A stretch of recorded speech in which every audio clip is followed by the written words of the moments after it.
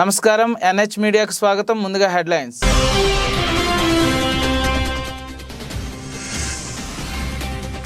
Donald ట్రంప్కు big shock. Colorado Supreme Court సంచలన తీర్పు.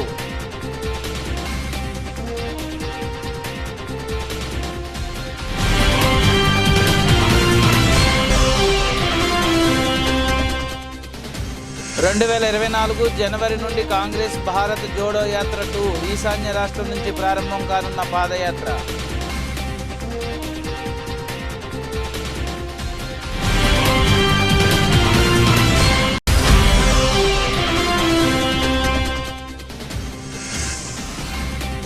దేశంలో పెరుగుతున్న కరోనా కేసులు. కొత్తగా 341 మందికి వైరస్ పాజిటివ్.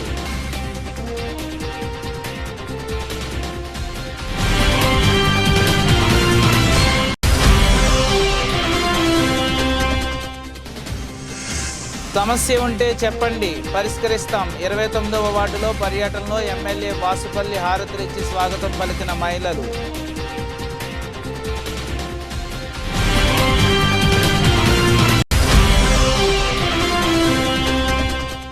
ఏపీ ప్రభుత్వ రుణాలపై ఈనాడు పత్రిక కావాలని దుష్ప్రచారం చేస్తోంది. ఏపీ అప్పులపై వివరాలు వెల్లడించిన CM special secretary Duvvuri Krishna.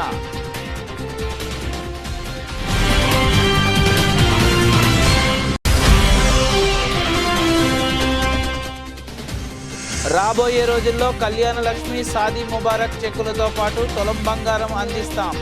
చెక్కులను పంపిణీ చేసిన కార్యక్రమంలో వెల్లడించిన పినపాక ఎమ్మెల్యే పాయం వెంకటేశ్వర్లు.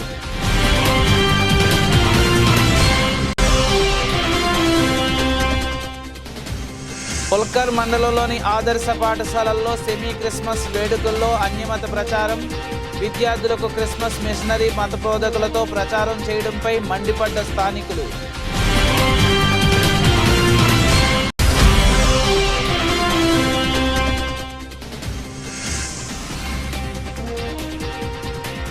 రికార్డుల దిశగా మార్కెట్లు. లాభాల్లో సెన్సెక్స్, నిఫ్టీ సూచీలు.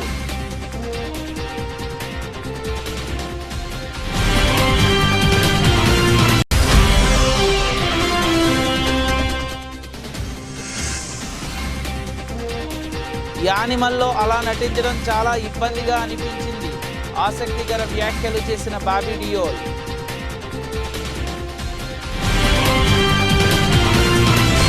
అమెరికా మాజీ అధ్యక్షుడు డొనాల్డ్ ట్రంప్కు గట్టి ఎదురుదెబ్బ తగిలింది. అమెరికా క్యాపిటల్ హింస కేసులో కొలరాడో సుప్రీంకోర్టు సంచలన తీర్పు వెల్లడించింది. కొలరాడో రిపబ్లికన్ ప్రైమరీ బ్యాలెట్లో పోటీ చేయకుండా ట్రంప్పై కోర్టు అనర్హత వేటు వేసింది. అమెరికా రాజ్యాంగం ప్రకారం అధ్యక్ష పదవి చేపట్టేందుకు అనర్హుడని 4-3 మెజార్టీతో జడ్జిలు తీర్పు ఇచ్చారు. అమెరికా రాజ్యాంగంలోని 14వ సవరణ సెక్షన్ 3 ప్రకారం అధ్యక్ష అభ్యర్థి అనర్హులుగా ప్రకటించడం ఇదే తొలిసారి. అయితే ఈ తీర్పుపై అప్పీలు చేసుకునే అవకాశాన్ని ట్రంప్కు కోర్టు కల్పించింది. దీంతో డొనాల్డ్ ట్రంప్ భవితవ్యాన్ని అమెరికా సుప్రీంకోర్టు తేల్చనుంది. కొలరాడో సుప్రీంకోర్టు తీర్పు ప్రభావం వచ్చే ఏడాది మార్చి 5న జరిగే కొలరాడో రిపబ్లికన్ ప్రైమరీ బ్యాలెట్పై మాత్రమే కాకుండా వచ్చే ఏడాది నవంబర్ 5న జరిగే సార్వత్రిక ఎన్నికలపై కూడా తీవ్రంగా ఉండనుంది. అమెరికా అధ్యక్ష ఎన్నికల ఫలితాల తర్వాత 2021 జనవరి 6న యుఎస్ క్యాపిటల్ భవనంపై ట్రంప్ మద్దతుదారులు దాడి చేసిన విషయం తెలిసిందే. ప్రభుత్వానికి వ్యతిరేకంగా హింసను ప్రేరేపించే కారణంగా అమెరికా రాజ్యాంగంలోని నిబంధనల ప్రకారం కొలరాడో ఈ తీర్పు ఇచ్చింది.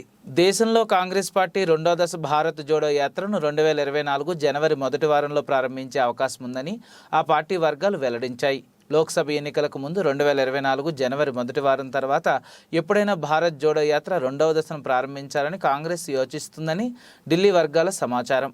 దేశంలో కాంగ్రెస్ పార్టీ 2వ దశ భారత్ జోడో యాత్ర 2024 జనవరి మొదటి వారంలో ప్రారంభించే అవకాశం ఉందని ఆ పార్టీ వర్గాలు వెల్లడించాయి. లోక్సభ ఎన్నికలకు ముందు 2024 జనవరి మొదటి వారం తర్వాత ఎప్పుడైనా భారత్ జోడో యాత్ర 2వ దశను ప్రారంభించాలని కాంగ్రెస్ యోచిస్తుందని ఢిల్లీ వర్గాల సమాచారం. రాహుల్ గాంధీ నేతృత్వంలో భారత్ జోడో యాత్ర 2.1 హైబ్రిడ్ మోడ్లో ఉంటుందని, ఇందులో పాల్గొనేవారు కాలినడకతో పాటు వాహనాలు కూడా ఉపయోగించనున్నారని అంటున్నారు. భారత్ జోడో యాత్ర 2 ఈశాన్య రాష్ట్రం నుండి ప్రారంభమై ఉత్తరప్రదేశ్, బీహార్, మహారాష్ట్రాల మీదుగా సాగుతుందని కాంగ్రెస్ పార్టీ సీనియర్ నాయకుడు ఒకరు చెప్పారు. సార్వత్రిక ఎన్నికలకు ముందు సాగనున్న ఈ భారత్ జోడో యాత్రలో రాహుల్ గాంధీ పలు బహిరంగ సభల్లో ప్రసంగిస్తారని కాంగ్రెస్ వర్గాలు తెలిపాయి. డిసెంబర్ 21న జరగనున్న కాంగ్రెస్ వర్కింగ్ గ్రూప్ సమావేశంలో ప్రతిపాదిత భారత్ జోడో యాత్రపై చర్చించి ఆమోదించే అవకాశం ఉంది. దేశంలో మరోసారి కరోనా కలకలం రేగుతోంది. వైరస్ బారిన పడుతున్న వారి సంఖ్య మళ్లీ పెరుగుతోంది.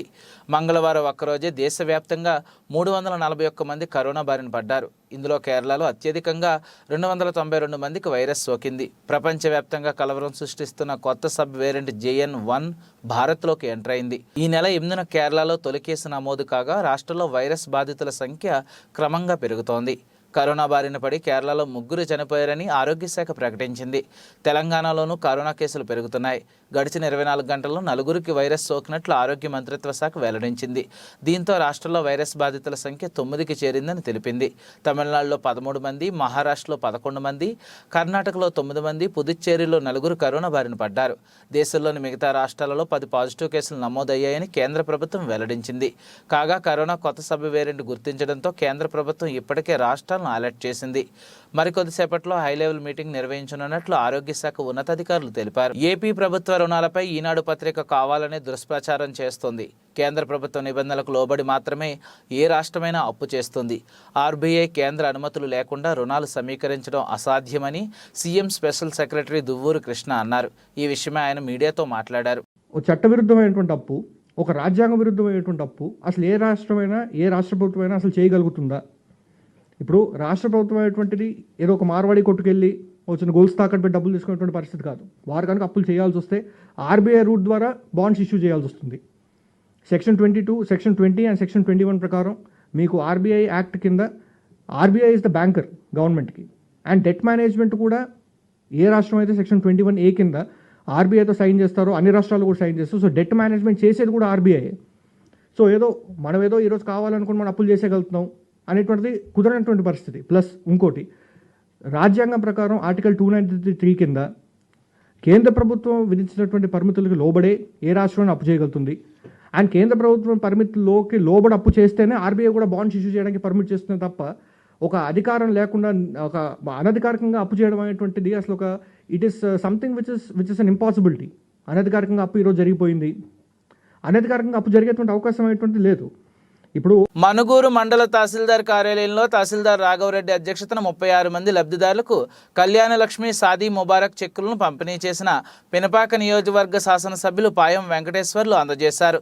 ఆయన మాట్లాడుతూ కాంగ్రెస్ పార్టీ అధికారంలోకి వచ్చిన వెంటనే 6 గ్యారంటీ పథకాల్లో 2 అమలు చేయడం జరిగిందని, మిగతా 4 100 రోజుల్లోపు అమలు చేస్తామని, అదేవిధంగా రాబోయే రోజుల్లో కళ్యాణ లక్ష్మి సాదీ ముబారక్ చెక్కులతో పాటు తులం బంగారం అందిస్తామని తెలిపారు. వేదిక మీద ఉన్నటువంటి గౌరవ ఎంపీటీసీలు, గౌరవ సర్పంచులు, గౌరవ ఉప సర్పంచులు, ప్రజాప్రతినిధులు అందరికీ, మీడియా మిత్రులకు, ఇవాళ ఈ కార్యక్రమంలో లబ్ధిదారులైనటువంటి 36 మందికి ఇచ్చినటువంటి అక్కలకు, చెల్లెలకు, నాతో వచ్చినటువంటి నాయకులకు, కార్యకర్తలకు, అధికారులందరికీ కూడా ముందుగా నమస్కారాలు. ఈరోజు మొన్న జరిగినటువంటి అసెంబ్లీ ఎన్నికల్లో నవంబర్ 30వ తారీఖున మన తెలంగాణ రాష్ట్రంలో జరిగిన అసెంబ్లీ ఎన్నికల్లో మరి తెలంగాణ వ్యాప్తంగా కూడా మరి ప్రజలందరూ పెద్ద ఎత్తున భారీ పాలకుర్తి నియోజకవర్గం తొర్రూరు పట్టణ కేంద్రంలో లయన్స్ క్లబ్లో రాష్ట్ర ప్రభుత్వ రిటైర్ ఉద్యోగుల సంఘం ఆధ్వర్యంలో నిర్వహించిన పెన్షనర్స్ డే కార్యక్రమంలో పాల్గొన్న పాలకుర్తి నియోజకవర్గ ఎమ్మెల్యే ఎస్ఎస్వి రెడ్డి, పాలకుర్తి నియోజకవర్గ కాంగ్రెస్ పార్టీ ఇన్ఛార్జ్ ఝాన్సీ రెడ్డి. ఈరోజు మీరు అందరికీ ఇక్కడికి రావడం జరిగింది. పెన్షనర్స్ డే శుభాకాంక్షలు అందరికీ కూడా. మీరందరూ ఎలక్షన్ సమయంలో కూడా ఎంతో సపోర్ట్ చేసిండ్రు. ప్రతి ఒక్కరు ఇక్కడున్న ప్రతి ఒక్కరు ఎంతో కష్టపడి ఏదో వాళ్ళ ఇంట్లో ఎలక్షన్స్ వాళ్ళ మనిషి నిలబడ్డట్టుగా ప్రతి ఒక్కరు కూడా ఇందులో అందరి కృషి ఉంది. దానికి అందరి మరి మీరు రిటైర్డ్ అని మీరు అనుకుంటున్నారు, కానీ మీరు ఇంటి పెద్దలని మేము అనుకుంటున్నాము. అయినా కానివ్వండి, ఎవరైనా పెద్దల సలహాలు ఏంది ఎవరము ముందుకెళ్ళలేము. అవసరము రాబోయే రోజులలో కూడా అదే రీతిలో ముందుకెళ్తాము. మీ అందరి ఆశీస్సులతో పాటు సలహాలను కూడా మేము సేకరించి తప్పకుండా వాటన్నిటిని కూడా మేము కన్సిడర్ చేస్తాము. ఈరోజు ఇక్కడికి పిలిచినందుకు మరోసారి పేరు పేరున అందరికీ ధన్యవాదాలు తెలియజేస్తున్నా. Thank you. అవుతుంది. మీరందరూ కూడా అంటే ఇప్పుడు మా అందరికీ ఇప్పుడు కొత్తగా వచ్చిన వాళ్ళందరికీ టీచర్లకు కానీ స్టూడెంట్స్కి కానీ ఇంకా మీరందరూ కూడా సలహాలు ఇవ్వాల్సిన వయసు. సో తప్పకుండా మీరందరూ కూడా ఈ ఎలక్షన్ టైంలో మీరు సైలెంట్గా కూడా చాలా హెల్ప్ చేసి మమ్మల్ని గెలిపించినందుకు పేరు పేరున ఉదయపూర్వక నమస్కారాలు. మరి అదేవిధంగా ఇక్కడ వేదిక మీద ఉన్న పెద్దలందరికీ కూడా పేరు పేరున ఉదయపూర్వక నమస్కారాలని. మరి మన మీడియా మిత్రులందరికీ కూడా వాళ్ళ సపోర్టు లేకుండా మేము ఇక్కడ లేము. మీ అందరికి కూడా పేరు పేరున ఉదయపూర్వక నమస్కారాలు. మరి మీరు అడుగుతున్నారు గత నెల ఫిషింగ్ హార్బర్లో జరిగిన అగ్ని ప్రమాదం నుండి మత్స్యకారులు తేరుకోలేకపోతున్నారు. దక్షిణ నియోజకవర్గ పరిధి జరిగిన ప్రజా దర్బార్లో మత్స్యకార నాయకులు వారి సమస్యలను ఎమ్మెల్యే వాసుపల్లి గణేష్ కుమార్కు మొరపెట్టుకున్నారు. అగ్నికి ఆహుతైన బోట్లు నష్టపరిహారానికి ప్రభుత్వం 80% చెల్లించినప్పటికీ ఇంకా నీటిలోనే పాక్షికంగా మునిగిన బోట్లను వెలికి తీయాలని ఎమ్మెల్యే వాసుపల్లి గణేష్ కుమార్కు వినతిపత్రం అందజేశారు. ఈ మేరకు ఎమ్మెల్యే స్పందించి పోర్టు అధికారులతో మాట్లాడి మంగళవారం ఫిషింగ్ హార్బర్లో పాక్షికంగా కాలిపోయి నీట మునిగిన బోట్లు వాటి సామాన్లు మిషన్లను క్రేన్ సహాయంతో వెలికి తీయించారు. ఈ సందర్భంగా వాసుపల్లి గణేష్ కుమార్ మాట్లాడుతూ భారీగా ఉన్న బోటు సామాగ్రిలు మునిగి నెల రోజులు అవుతున్నప్పటికీ మత్స్యకారులు ఇబ్బందులు పడుతున్నారని తన దృష్టికి తీసుకువచ్చారన్నారు.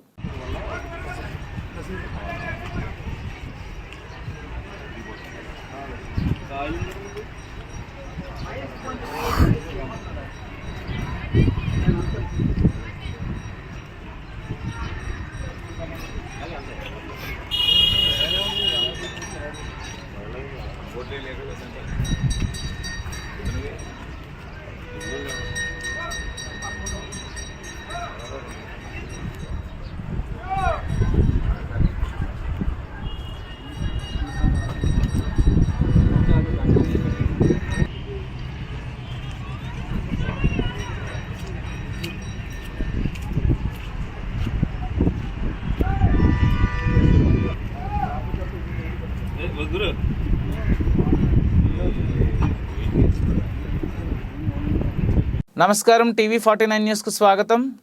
యువగలంతో ఎన్నికల శంఖారావాన్ని పూరించనున్న టీడీపీ యువనేత నారా లోకేష్ పాదయాత్ర ముగింపు సభలోని ఎన్నికల శంఖారావాన్ని పూరిస్తామని బుధవారం విజయనగరం జిల్లా భోగాపురం మండలం పోలిపల్లిలు పాదయాత్ర ముగింపు సభకు డాక్టర్ బిఆర్ అంబేద్కర్ కోనసీమ జిల్లా మండపేట నియోజకవర్గం నుండి పార్టీ నాయకులు కార్యకర్తలు బయలుదేరారు. జాతీయ పార్టీ ప్రధాన కార్యదర్శి నారా లోకేష్ పాదయాత్ర ముగింపు సభకు టీడీపీ అధినేత చంద్రబాబు, జనసేన అధినేత పవన్ కళ్యాణ్, నందమూరి బాలకృష్ణ హాజరవుతారన్నారు. యువతకు భరోసా కల్పించాలని లోకేష్ యువగలం పాదయాత్ర ప్రారంభిస్తే ఈ పాదయాత్ర అన్ని వర్గాలకు ఆధారమైందన్నారు. యువగలం పాదయాత్రను అడ్డుకోవటానికి జగన్ రెడ్డి సర్కారు అడుగడుగునా ఇబ్బందులు పెట్టినా ముగింపు సభకు సంఘీభావం బయలుదేరిన టీడీపీ నాయకులను మాజీ DCMS చైర్మన్ రెడ్డి ప్రసాద్, మాజీ మున్సిపల్ చైర్మన్ చుండ్రు శ్రీవరప్రకాష్ ఉదయాన్నే జెండా ఊపి ప్రారంభించారు. ఈ కార్యక్రమంలో నియోజకవర్గ టీడీపీ నేతలు, కార్యకర్తలు భారీగా తరలివెళ్లారు.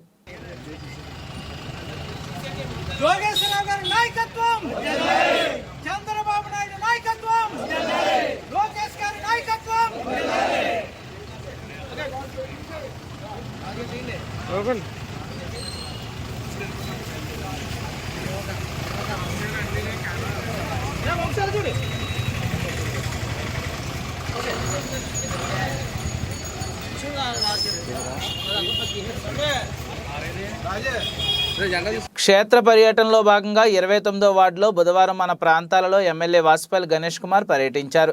ఇంటింటికి వెళ్లి జగనన్న అందిస్తున్న సంక్షేమ పథకాలు అందుతున్నాయా లేదా అని అడిగి తెలుసుకున్నారు. ఏదైనా సమస్య ఉంటే చెప్పండి, పరిష్కరిస్తానంటూ హామీ ఇచ్చారు. దండు బజారు, భుజంగరావుపేట, రామజోగిపేట ఆయా ప్రాంతాల్లో ప్రజల నుండి నేరుగా సమస్యలు సానుకూలంగా విన్నారు. పాడైన రోడ్లు, కాలువలు, డ్రైనేజీలు, పెన్షన్ సమస్యలు, ప్రభుత్వ ఇళ్ల కేటాయింపు తదితర సమస్యలపై ప్రజలు ఎమ్మెల్యేకి గోడు విన్నవించుకున్నారు. అంగన్వాడీ టీచర్లు ఎమ్మెల్యేలతో మాట్లాడుతూ ప్రభుత్వ ఉద్యోగులమని పథకాలు ఇవ్వడం లేదని ఆవేదన వ్యక్తం చేశారు. అలాగే తమ జీతాలు పెంచాలంటూ ఎమ్మెల్యేని కోరారు. గణేష్ కుమార్ గారి నాయకత్వం గణేష్ కుమార్ గారి నాయకత్వం గణేష్ కుమార్ గారి నాయకత్వం.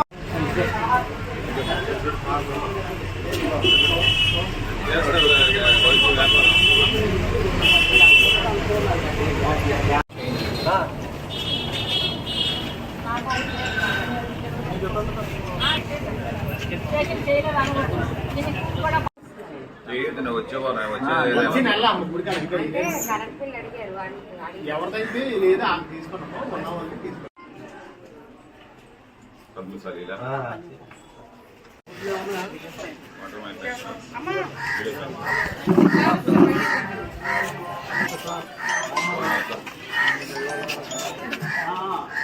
నంబర్ ఇవ్వమ్మా, రిసీవ్ పెడతారు. మార్నింగ్ తల్లి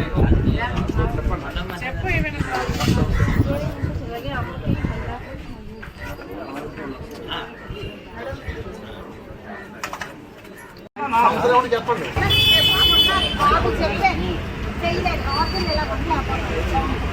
మాట ఇచ్చి మడమ తిప్పిన సీఎం జగన్ కూర్చుని 2024లో విద్యార్థులే పతనం ఏఎస్ఎఫ్ రాష్ట్ర కార్యవర్గ సభ్యులు బండి చలపతి రాజేంద్ర ప్రసాద్ హెచ్చరించారు. బుధవారం జిల్లా కలెక్టరేట్ వద్ద విద్యార్థుల సమస్యలు పరిష్కరించాలని నిరసన చేపట్టారు. వారు మీడియాతో మాట్లాడుతూ పాదయాత్రలో సంక్షేమ వసతి గృహాలను నూతనంగా నిర్మిస్తామని హామీ ఇచ్చి అధికారంలోకి వచ్చాక ఒక్క నూతన భవనాన్ని కూడా నిర్మించలేదన్నారు. గత 4.5 ఏళ్లలో జగనన్న వసతి దీవెన విద్యా దీవెన బకాయిలు చెల్లించకుండా విద్యార్థులు మొండి చేయి చూపించారన్నారు. కళాశాలలో చదివే విద్యార్థులకు కాస్మెటిక్ ఛార్జీల ఖాతాకు జమ చేయకుండా విద్యార్థులకు చుక్కలు చూపిస్తున్నారని ఎద్దేవా చేశారు. 26 జిల్లాల కలెక్టరేట్ల ముందర పెద్ద ఎత్తున ఏఐఎస్ఎఫ్ ఆధ్వర్యంలో ధర్నా కార్యక్రమం నిర్వహిస్తా ఉన్నాం. అందులో భాగంగా ఈరోజు చిత్తూరు జిల్లా కలెక్టర్ కార్యాలయం ముందర కూడా ఈరోజు జగన్మోహన్ రెడ్డి ప్రభుత్వం విద్యార్థులపైన వ్యవహరిస్తున్నటువంటి తీరుకు వ్యతిరేకంగా ఈరోజు పెద్ద ఎత్తున ఆందోళన కార్యక్రమాలు చేస్తున్నాం. 2019లో ఈ రాష్ట్రానికి ముఖ్యమంత్రి కావాలని చెప్పి, కావాలి జగన్ రావాలి జగన్ అని చెప్పి కడప జిల్లా ఇడుపులపాయలో పాదయాత్ర ప్రారంభించి శ్రీకాకుళం వరకు కూడా దాదాపుగా సంవత్సరం రోజుల పాటు పాదయాత్ర చేసి ఈ పాదయాత్ర సమయంలో విద్యార్థులకి నిరుద్యోగులకి అనేక రకాలుగా హామీలు ఇచ్చి నేను ఉన్నాను, నేను విన్నాను, నేను చేస్తానని చెప్పాడు. ఈ రోజుకి 4.5 సంవత్సరం అయిపోతా ఉంది. గతంలో ఉన్న ప్రభుత్వాలన్నీ కూడా విద్యార్థులకి సంక్షేమం కోసం, విద్యార్థుల భవిష్యత్తు కోసం ఈరోజు రాష్ట్ర వ్యాప్తంగా అఖిల భారత విద్యార్థి సమాఖ్య ఏఐఎస్ఎఫ్ ఆధ్వర్యంలో అన్ని కలెక్టరేట్ల ముందు పెద్ద ఎత్తున ధర్నాకు పిలుపునివ్వడం జరిగింది. అందులో భాగంగానే చిత్తూరు జిల్లాలో కలెక్టరేట్ ఆఫీస్ ముందు ధర్నా చేస్తా ఉన్నాం. ముఖ్యంగా ఏళ్ల తరబడి పాత బిల్డింగ్లు అయిపోయి విద్యార్థులు ST, SC, BC, minority hostels లో తీవ్రమైన ఇబ్బందులు పడతా ఉన్నారు. పైనుంచి పెచ్చులు పడి విద్యార్థులు ఎక్కడ చనిపోతామనే భయంతో ఒకవైపు వర్షం పడితే నీళ్లు చుక్కలు చదువుకోవడానికి కూడా కాకుండా ఈరోజు తీవ్రమైనటువంటి ఇబ్బందులు పడుతుండే తరుణంలో జగన్మోహన్ రెడ్డి పాదయాత్ర చేస్తూ ఎస్టీ, బీసీ హాస్టల్కి నూతన భవనాలు ఏర్పాటు చేస్తామని గొప్పలు చెప్పి ఈరోజు ఒక్క హాస్టల్ భవన నిర్మాణాన్ని కూడా చేపట్టకుండా విద్యార్థుల భవిష్యత్తును నాశనం చేస్తా ఉన్నాడు. రాజన్న రాజ్యం తీసుకొస్తానని చెప్పినట్టు జగన్మోహన్ రెడ్డి ఈరోజు రాక్షస డొంకేరేశ్వర మండల కేంద్రంలో 18 రకాల చేతివృత్తుల వారి కొరకు ప్రధానమంత్రి నరేంద్ర మోదీ ప్రవేశపెట్టిన విశ్వకర్మ యోజన పథకానికి దరఖాస్తులు ఆన్లైన్ చేయించడం జరిగింది.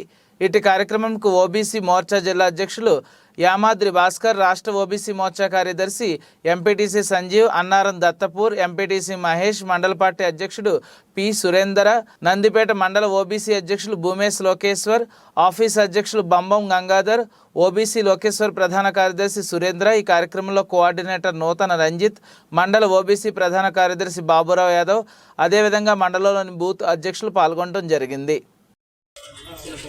నేడు డొంకేశ్వర్ మండల హెడ్ క్వార్టర్ అయిన డొంకేశ్వర్ గ్రామంలో ప్రధానమంత్రి నరేంద్ర మోడీ గారు ప్రవేశపెట్టిన విశ్వకర్మ యోజన పథకానికి అర్హులైన వారందరూ కూడా 18 కులవృత్తుల వారందరూ కూడా అప్లై చేసుకోవాల్సిందిగా మేము కోరుతున్నాము.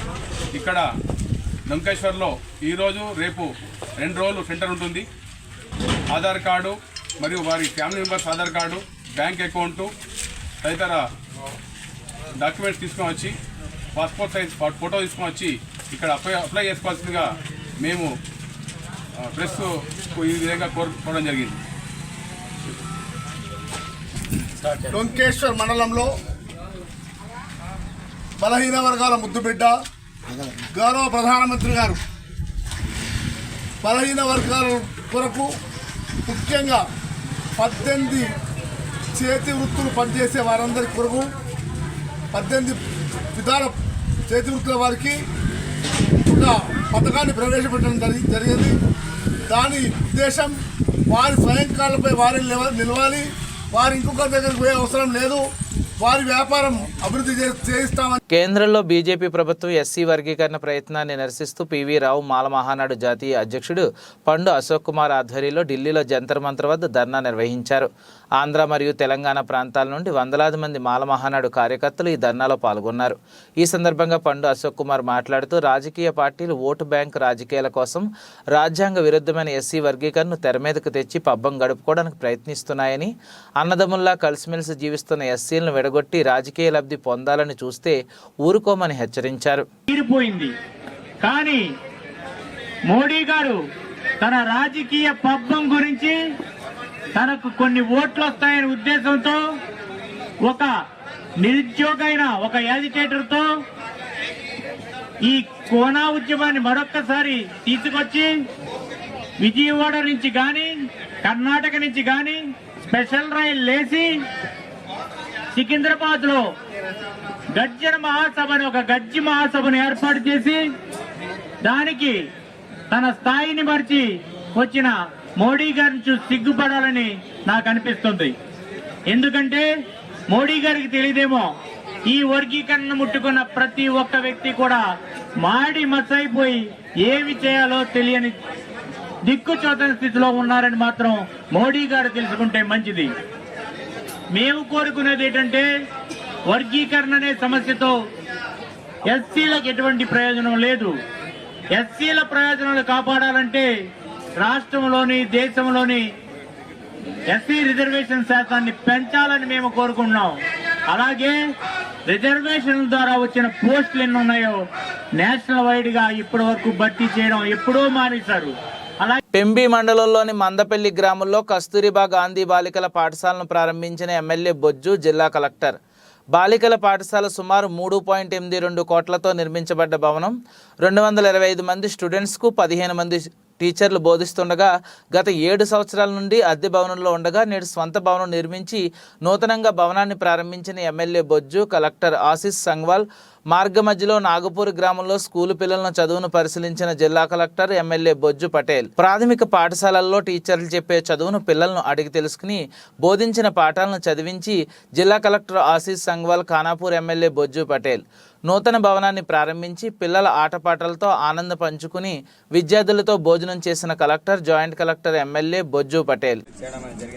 మరి గతంలో ప్రారంభమైన విద్యాలయం, మరి నేను గతంలో విద్యార్థి నాయకుడు ఉండి మరి ఈరోజు ఎమ్మెల్యేగా గెలుపొందిన తర్వాత మొట్టమొదటిసారిగా కస్తూర్బా గాంధీ విద్యాలయాన్ని ప్రారంభించడం చాలా సంతోషంగా విషయం. మరి విద్యార్థులకు నాణ్యమైన విద్య అందాల్సిన అవసరం ఉంది. మరి ప్రభుత్వం అన్ని రకాలుగా సహకారం చేయడానికి సిద్ధంగా ఉంది. మరి చాలా పాఠశాలలు ఉపాధ్యాయులు లేరు. చాలా పాఠశాలల్లో అనేక రకాల సమస్యలు ఉన్నాయని మా దృష్టికి తీసుకురావడం అనేది జరిగింది. తప్పకుండా ఎక్కడ ఏ సమస్యలున్నా నా దృష్టికి కావచ్చు, అదేవిధంగా కలెక్టర్ దృష్టి కావచ్చు, తీసుకురండి. తప్పకుండా మేము అందుబాటులో ఉంటాం, సమస్యలు పరిష్కారం చేస్తామని మాటిస్తున్నాం. అదేవిధంగా చాలామంది డ్రాప్అవుట్స్ విద్యార్థులు కావచ్చు, వాళ్ళందరినీ కూడా జైనింగ్ చేయాలి. అదేవిధంగా కస్తూర్బా గాంధీ విద్యాలయం వెంటనే డ్రాప్అవుట్ విద్యార్థులను చాలా మందిగా గ్యాదరింగ్ చేయాలి. అదేవిధంగా చాలామంది టీచర్లు బడికెళ్ళాలనే కంప్లైంట్ మా దగ్గర వస్తున్నాయి. అలాంటి విషయాల్లో తప్పకుండా డిఓ గారు చొరవ తీసుకోవాలని ఆదేశించడం అనేది జరిగింది. అదేవిధంగా నేను కూడా విజిట్ చేయడం జరుగుతుంది. తప్పకుండా ఈ ప్రాంతంలో విద్యా వ్యవస్థను బలోపేతం చేసే బాధ్యత. సంగారెడ్డి జిల్లా పుల్కార్ మండలంలోని ఆదర్శ పాఠశాలలో క్రిస్టియన్ మిషనరీ సభ్యులు విద్యార్థులకు మత ప్రచారం నిర్వహించడం వివాదాస్పదంగా మారింది. మానవులంతా ఒకటని బోధించాల్సిన ఉపాధ్యాయులు తమ దేవుడు గొప్పవాడంటూ విద్యార్థులకు ప్రచారం చేయడాన్ని స్థానికులు తప్పుబట్టారు. మనిషిగా పుట్టిన వ్యక్తి మరణించి మళ్ళీ దేవుడిగా మనుషుల కోసం పుట్టాడని, మారే దేవుడు మరణించిన మనుషులకు ఉపయోగం లేదంటూ హిందూ దేవులను కించపరిచేలా మిషనరీ సభ్యులు విద్యార్థులకు బోధించారు. అన్యమత ప్రచారాన్ని విద్యార్థులకు ఎలా బోధించారంటూ స్థానికులు ప్రిన్సిపాల్ జ్యోతి హెబ్జిబాను స్థానిక యువకులు నిలదీశారు. అధికారులు ప్రిన్సిపాల్ జ్యోతి హెబ్జిబాపై చర్యలు తీసుకోవాలని స్థానిక యువకులు కోరారు.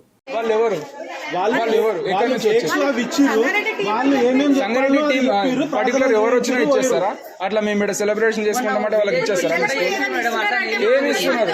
దాని ప్రకారం దేని ప్రకారం మరి ప్రేయర్ ఎట్లా చేపిస్తారు? అందరితో బయట నుంచి అసలు బయటికి ఎందుకు వస్తుంది మేడం? స్కూలా ఇది, లేకపోతే అది క్యాంటీనా?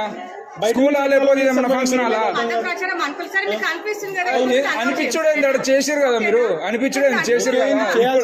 చేసిన తర్వాత ఓకే అంటే ఏముంది, కట్టేయండి. ఫస్ట్ డొనేషన్ నేనే ఇస్తాను. ఎట్లా అనిపిస్తారు పిల్లలతోటి?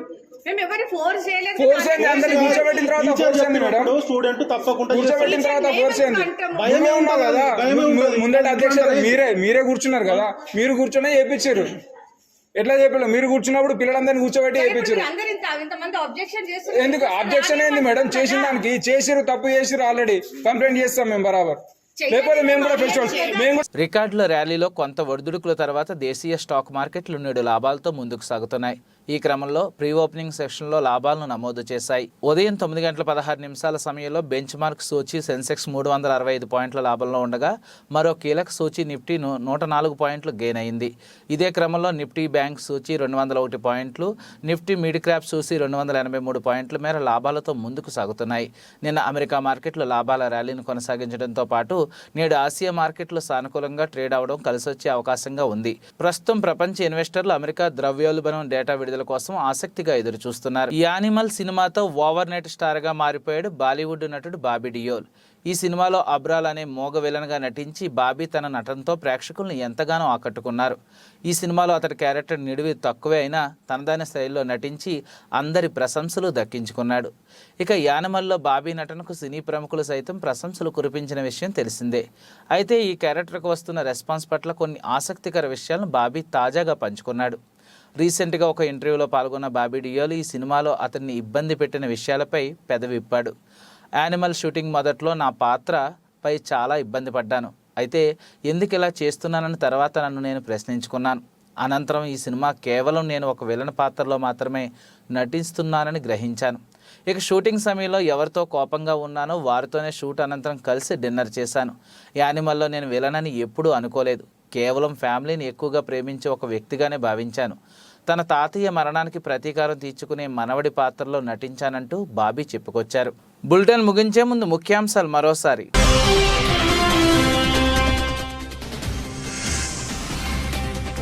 డొనాల్డ్ ట్రంప్కు బిగ్ షాక్, కొలరాడో సుప్రీంకోర్టు సంచలన తీర్పు.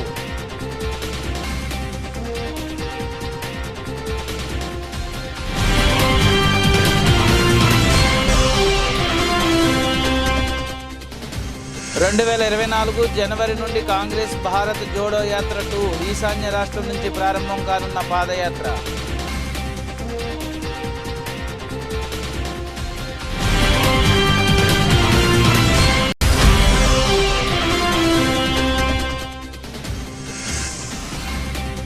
దేశంలో పెరుగుతున్న కరోనా కేసులు, కొత్తగా 341 మందికి వైరస్ పాజిటివ్.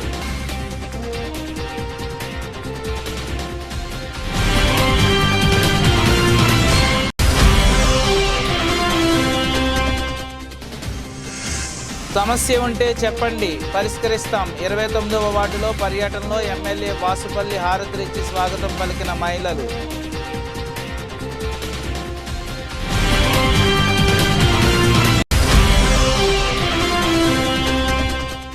ఏపీ ప్రభుత్వ రుణాలపై ఈనాడు పత్రిక కావాలని దుష్ప్రచారం చేస్తోంది. ఏపీ అప్పులపై వివరాలు వెల్లడించిన CM special secretary Duvvuri Krishna.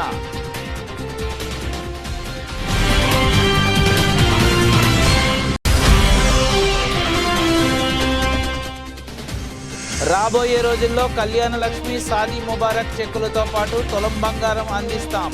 చెక్కులను పంపిణీ చేసిన కార్యక్రమంలో వెల్లడించిన పినపాక ఎమ్మెల్యే పాయం వెంకటేశ్వర్లు.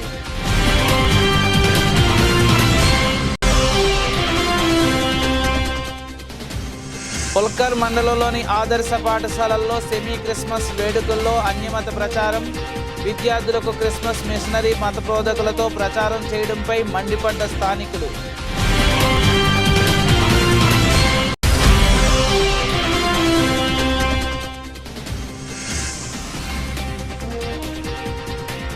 రికార్డుల దిశగా మార్కెట్లు, లాభాల్లో సెన్సెక్స్, నిఫ్టీ సూచీలు.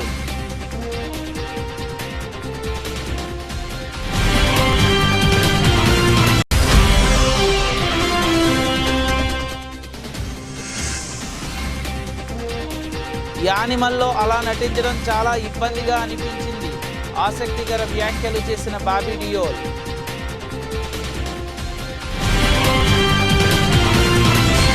ఈ బులెటిన్ ఎంతటితో సమాప్తం. తిరిగి మరిన్ని వార్తా విశేషాల కోసం చూస్తూనే ఉండండి.